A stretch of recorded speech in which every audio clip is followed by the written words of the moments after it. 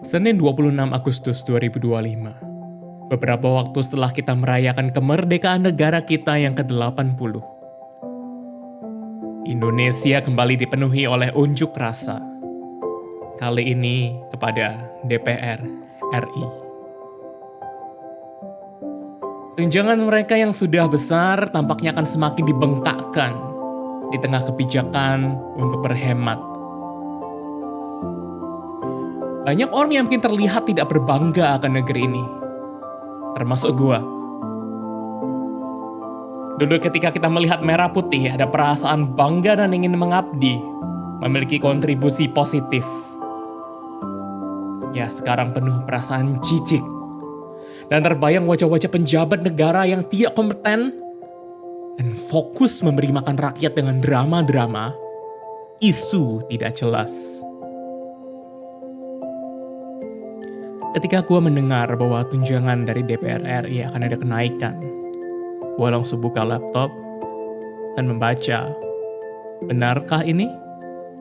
Faktakah? Atau jangan-jangan ini adalah drama dari media Indonesia? Inilah data yang gue temuin.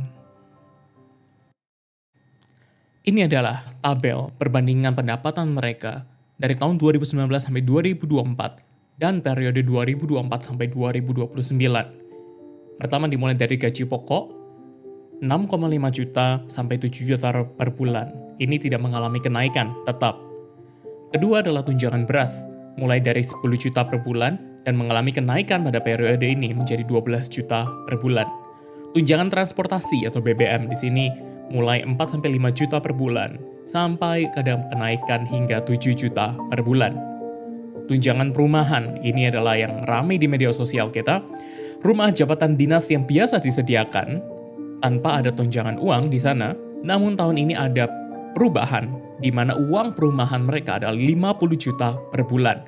Semua tunjangan ini belum termasuk tunjangan keluarga, komunikasi, jabatan, atau listrik, telepon, dan lain-lain. Masih banyak yang lain. Berikut adalah detail dari pendapatan mereka. Dimulai dari tunjangan kehormatan, 5,5 juta 80 ribu, tunjangan komunikasi intensif 50 juta, bahkan untuk ketua 16 juta, tunjangan peningkat fungsi pengawasan, anggaran, tunjangan jabatan uang sidang, tunjangan PPh pasal 21, tunjangan keluarga, dan lain-lain. Dan bagaimana dengan yang sebelumnya? Di mana di periode sebelumnya total yang mereka dapat sekitar 54 juta sebulan, dengan tunjangan perumahan ini mereka bisa menerima sekitar 104 juta sebulan. Belum jika mereka merangkap ketua komisi atau badan, di mana nilai terbesar di sini hingga data yang gue dapat adalah 107 juta 830 ribu rupiah. Angka 104 sampai 107 per bulan buat gue tuh gede banget. Dan memang sih tidak segede sampai CEO perusahaan yang besar. Tapi jumlah DPR RI itu kan 580 orang. Total pengeluaran negara akan lebih dari 60 miliar sebulan. Salah satu bagian yang gue sorotin adalah tunjangan perumahan. Memang di sekitar sana, data dari Rumah 123, ada beberapa yang di bawah 50 juta sebulan, tetapi ada juga yang lebih daripada itu. Gue lebih melihat dari rumah, tunjangan, dan semua hal ini menggambarkan satu meaning, satu arti, yaitu pemerintah providing lifestyle yang mewah kepada anggota DPR RI. Jujur gue bukan orang hukum maupun birokrat maupun yang sangat mawas kepada UU. Gue gak tahu tuh pekerjaan mereka secara detail, bahkan KPI mereka seperti apa. Apakah pernah ada KPI mereka yang terbuka untuk kita bisa lihat dan cek sama-sama? Yang jelas lifestyle mereka tersedia dan diberikan oleh pemerintah. Kita bisa mengerti lifestyle yang wow ini diberikan karena mungkin adanya keterbatasan yang mereka dapatkan karena mereka mau mengabdi. Misalnya mungkin ada larangan-larangan tertentu. Tapi setelah gua riset, memang ada larangan untuk berbisnis. Namun larangan tersebut bukannya larangan yang mutlak. Demikian data yang gue dapat. Selama usaha yang mereka lakukan, bisnis yang mereka lakukan, tidak memiliki konflik kepentingan dengan apa yang menjadi pekerjaan mereka, itu semua diperbolehkan. Jadi kurang apa lagi mereka? Uang, lifestyle yang tinggi, dan freedom, kebebasan buat mereka mengelola keuangan mereka dan mendapatkan pendapatan yang bahkan lebih daripada yang mereka terima dari negara. Pertanyaannya tentu, layakkah?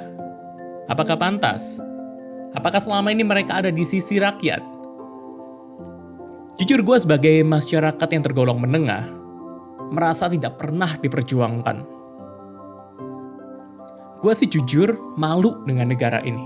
Kecewa dengan mereka yang menjadi wakil rakyat. Gimana di berita yang gue dapat adalah DPR RI membuat rapat diam-diam. Pekerjaan yang tidak ada transparansi.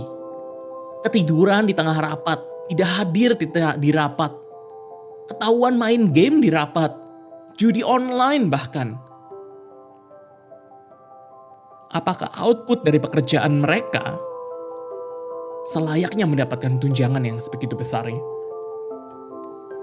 Gue juga sangat kecewa dengan pemerintah di tengah isu penghematan tapi bisa-bisanya melakukan kebijakan ini.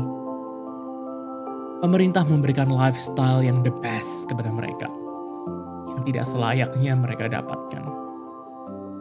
Atau ini cara pemerintah untuk membungkam mereka yang seharusnya berpihak kepada rakyat. Semakin hari, semakin terkikislah rasa cinta akan negeri ini.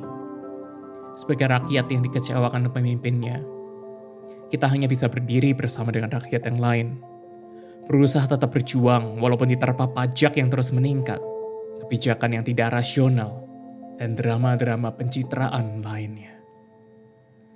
DPR RI tidak selayaknya mendapatkan lifestyle yang demikian mewah. Well, itu opini gue. That's it for today.